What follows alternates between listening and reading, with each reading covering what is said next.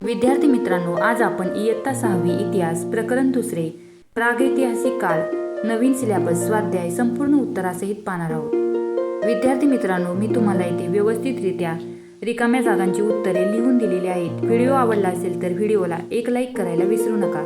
तुम्ही जर आपल्या द लर्निंग लॅब या यूट्यूब चॅनलवरती नवीन असाल तर आपल्या चॅनलला सबस्क्राईब करा, जेणेकरून असेच नवनवीन व्हिडिओ सर्वात प्रथम तुम्हालाही पाहायला मिळतील।